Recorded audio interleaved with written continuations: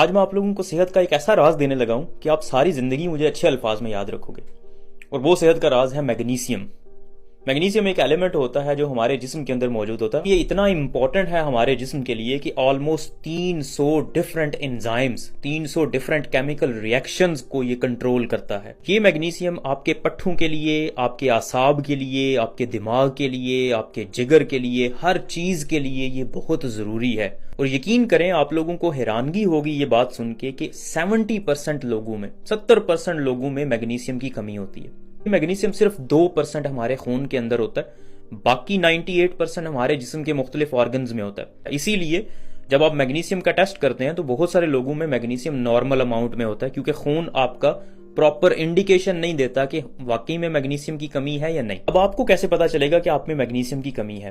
तो अलामात इसकी क्या होंगी? अलामात में मैंने आपको बताया कि ये बहुत सारे फंक्शंस को कंट्रोल करता है। तो अगर आपको कमजोरी महसूस होती है, ऐसे लगता है जैसे पट्ठे कमजोर हैं, आपका जिस्म दर्द करता रहता है, तो हो सकता है आप में मैग्नीशियम की कमी हो।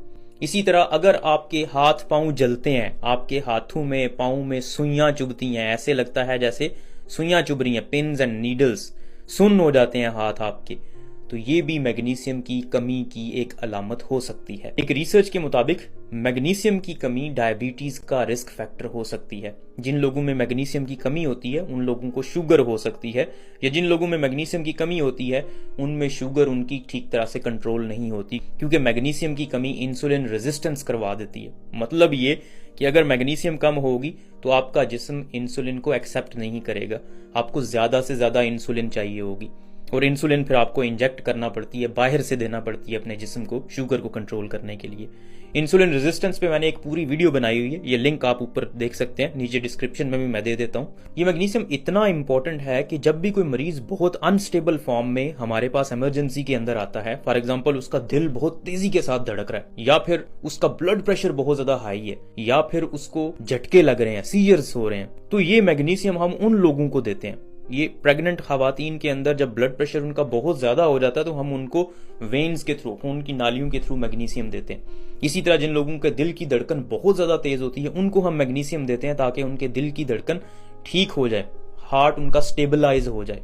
तो ये मैग्नीशियम इतना इंपॉर्टेंट है। इसी तरह मैग्नीशियम वेजोडाइलेशन करवाता है। वेजोडाइलेशन का मतलब होता है कि खून की नालियों को थोड़ा सा एक्सपैंड करवा देता है। मैंने आपको बताया था, मैंने एक पिछली वीडियो में जिक्र किया था ब्लड प्रेशर का, कि ब्लड प्रेशर आपका खून की नालियों के तंग होने की वजह से होता है। तो जब खून की नालियां थोड़ी सी एक्सपैंड कर जाएंगी, डायलेट हो जाएंगी, तो ब्लड प्रेशर आपका ठीक हो जाएगा।